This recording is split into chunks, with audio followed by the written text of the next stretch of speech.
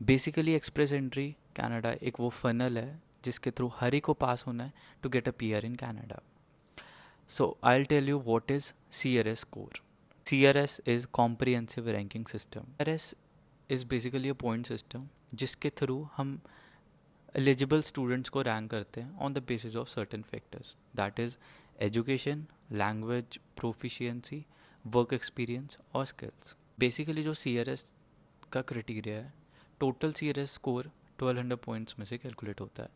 ये 4 basic major factors पे depend करता है. सबसे पहले नंबर पे कोर ह्यूमन कैपिटल फैक्टर्स आते हैं. सेकंड पे आता है स्पाउस पार्टनर फैक्टर्स. थर्ड पे आता है स्किल ट्रांसफरेबिलिटी फैक्टर्स. और फोर्थ पे आता है एडिशनल पॉइंट्स जिसमें आपके सिबलिंग्स इन कनाडा, LMIA और वेरियस फैक्टर्स होते हैं. हम आगे डिस्कस करते हैं. मैं आपको हर एक फैक्टर के मैक्सिमम पॉइंट्स बता देता हूँ. Later we will discuss all the factors in detail. सबसे पहले आता है core human capital factors.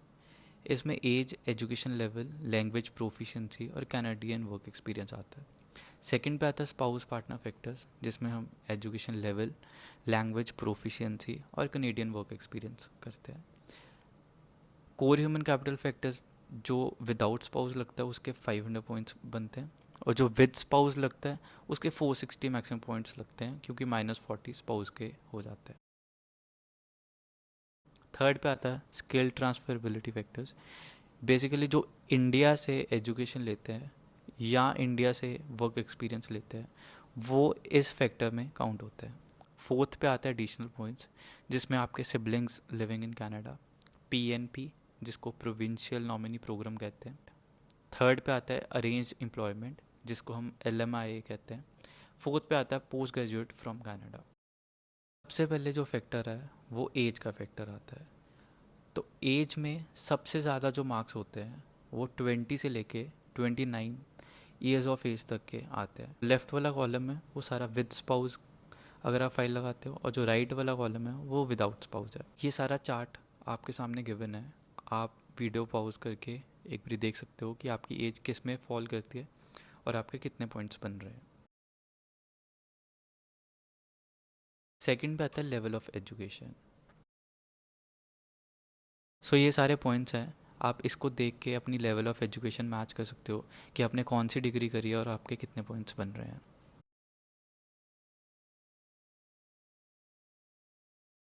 Third number पे आता है लैंग्वेज प्रोफिशिएंसी जिसको हम IELTS कहते हैं.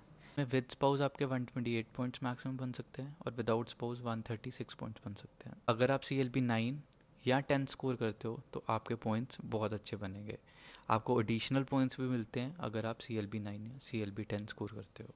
ये सबसे पहला टिप है जिसके थ्रू आपके CRS पॉइंट्स इंक्रीज हो सकते हैं. CLB एंड IELTS इस स्लाइड में आपको अच्छी तरह समझ आएगा. अगर आप CLB 9 स्कोर करते हो that is 8,777, 8 in listening and 7 in reading, 7 in writing and 7 in speaking, तो आपका CLB 9 काउंट होता है. अगर आप CLB 9 लेते हो तो 31 इंटू 4 दैट इज़ 124 पॉइंट्स बनते हैं. अगर आप CLB 8 स्कोर करते हो तो 23 इंटू 4 कैलकुलेट होएगा जिसको 92 पॉइंट्स बनेंगे और ये काफ़ी स्कोर कम हो जाता है.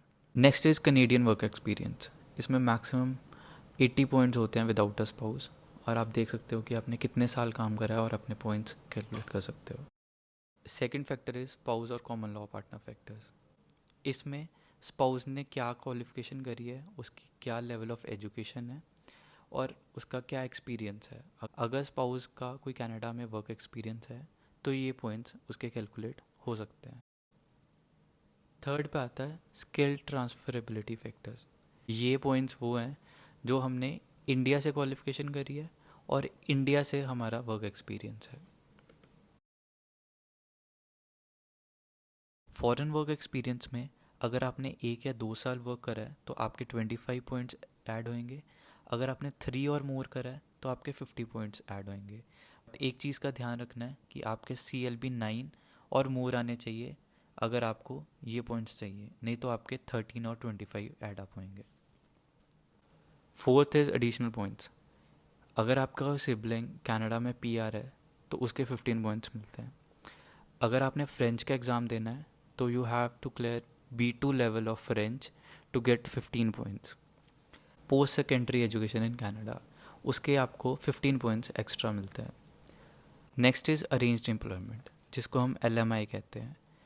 अगर आपका NOC 00 है तो आपको 200 पॉइंट्स मिलते हैं, जिसमें आपकी सीनियर मैनेजमेंट लेवल की ऑक्यूपेशन होती है। जो NOC स्केल टाइप 0 है वो मैनेजर लेवल की होती है, जो NOC स्केल लेवल A है वो प्रोफेशनल ऑक्यूपेशंस के लिए होती है, और जो NOC स्केल लेवल B है वो टेक्निकल एंड ट्रेड ऑक्यूपेशंस के लिंक में होती है। नेक्स्ट इज़ प्रोविंशियल नॉमिनेशन, जिसके 600 पॉइंट्स मिलते हैं। तो एडिशनल पॉइंट्स में आपको मैक्सिमम 600 पॉइंट्स मिल सकते हैं, जो आप PNP के थ्रू स्कोर कर सकते हैं।